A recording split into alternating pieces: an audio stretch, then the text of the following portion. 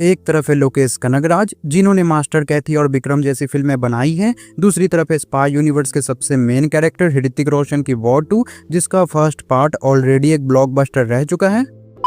तो भाई साहब, कूली मूवी के फर्स्ट हाफ में मूवी के प्लॉट को बिल्ड किया जाएगा। मूवी के फर्स्ट हाफ इमोशन और ड्रामा से भरा होगा और ये सब कुछ किया जाएगा रजनी सर के कैरेक्टर को एक्सप्लेन करने के लिए, मतलब उनके जर्नी को दिखाने के लिए। और फिर मूवी के सेकेंड हाफ आते आते रजनी सर का कैरेक्टर पूरी तरह से चेंज हो जाएगा। मतलब कुल मिलाकर मूवी के सेकेंड हाफ में रजनी सर पूरी तरह से हमें मास मसाला एक्शन मूड में नजर आ सकते हैं, जैसा कि खुद कहा है लोकेश कनगराज ने। और अगर आपको याद है तो लोकेश कनगराज ऐसा पहले भी कर चुके हैं अपनी ही मूवी विक्रम के अंदर, जहां पर कि विक्रम के स्टार्टिंग में तो पहले बहुत ज्यादा सस्पेंस क्रिएट किया जाता है, जिसका इस्तेमाल ऑफ कोर्स यहां भी किया जाएगा। जैसे विक्रम मूवी में होता है मास्क मैन कौन है, वो लोगों को क्यों मार रहा है, मतलब हमें कुछ समझ में ही नहीं आता कि मूवी में चल क्या रहा है। बट जैसे जैसे मूवी आगे बढ़ते जाती है एक एक करके हमें चीजों को एक्सप्लेन किया जाता है, जो कि मूवी को बहुत ज्यादा इंगेजिंग बनाकर रखता है। और खासकर विक्रम का कैरेक्टर, मतलब मूवी के सेकेंड हाफ में उसके कैरेक्टर को जो चेंज किया जाता है वो एकदम मूवी को अलग ही लाइन पर ले जाने का काम करता है। मतलब जिसे मूवी के फर्स्ट हाफ में दारूबाज, केयरलेस, साइको टाइप का दिखाया जाता है,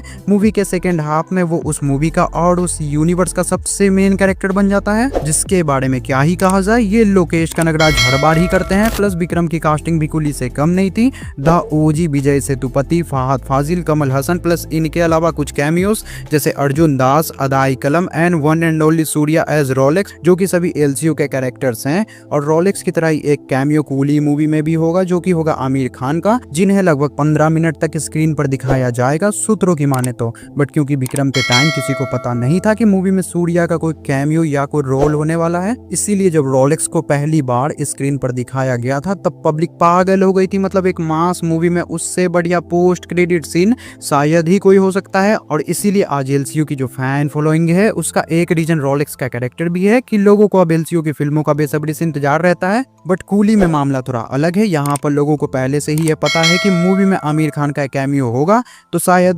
बट बात करें अगर विक्रम की, तो उस मूवी में हम सभी ने देखा है लोकेश कनगराज किस तरह के डायरेक्टर हैं। मतलब जिस तरह से वो अपने मूवी में एक्टर्स का इस्तेमाल करना जानते हैं उस तरह से बहुत ही कम लोग कर पाते हैं। एग्जाम्पल में आप विक्रम को ही देख लो, चाहे वो फहद फाजिल हो, विजय सेतुपति हो, कमल हसन हो या सूर्या, मूवी के अंदर सब ने अपना एक इम्पैक्ट छोड़ा था। खासकर रोलेक्स का कैरेक्टर, मतलब पूरी मूवी एक तरफ और रोलेक्स को जितना टाइम स्क्रीन पर दिखाया गया था वो सीन एक तरफ, लोग रोलेक्स वाले सीन को सिलेक्ट करेंगे। और अब ये सेम चीज लोकेश कनगराज एक बार फिर से अपनी मूवी कूली के अंदर कर सकते हैं या तो कर चुके हैं। जहां पर कि ये बोलना गलत नहीं होगा कि लोकेश कनगराज अपनी मूवी के सिर्फ मेन कैरेक्टर को ही नहीं बल्कि मूवी के छोटे छोटे कैरेक्टर्स को भी इस्तेमाल करना अच्छी तरह से जानते हैं, जो कि उन्हें बाकी और डायरेक्टर से बिल्कुल डिफरेंट और बिल्कुल अलग बनाती है। और यहाँ पर तो उन्होंने बड़े बड़े दिग्गजों की लाइन लगा रखी है, तो इस मूवी की हाइप और पब्लिक को इससे उम्मीद क्यों ना हो। प्लस अगर आपको याद होगा तो विक्रम मूवी के अंदर विक्रम के घर पे जो काम करने वाली होती है उसका भी एक मूवी में रोल होता है।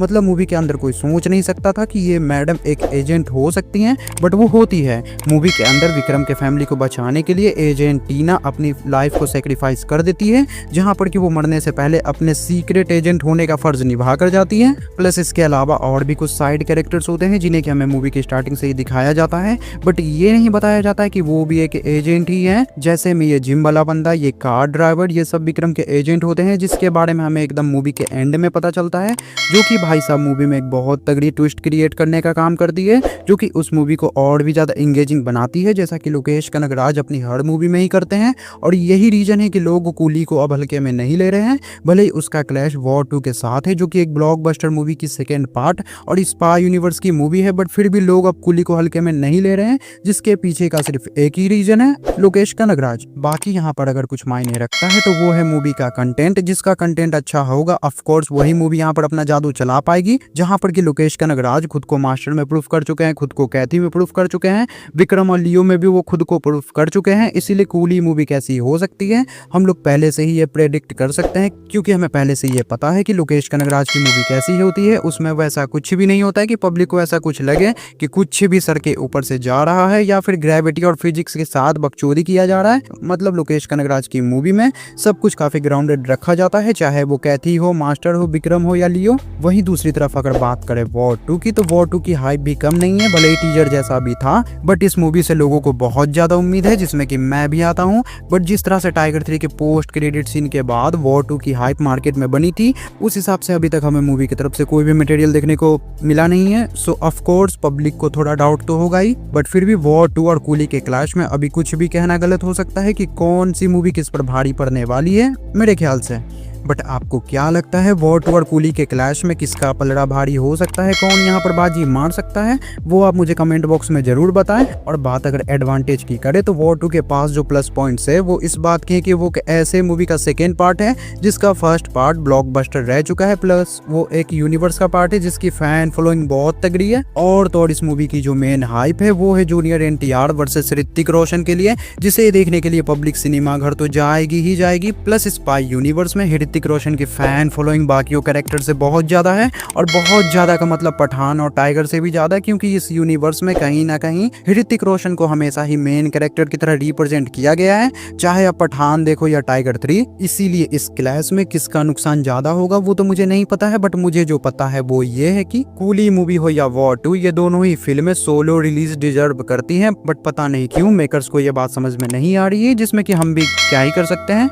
तो आज के लिए इस वीडियो को हम यहीं पर समाप्त करते हैं, बट बहुत ही जल्द मिलेंगे हम किसी नेक्स्ट वीडियो में। तब तक के लिए देखते रहिए मिस्टर अल्टर।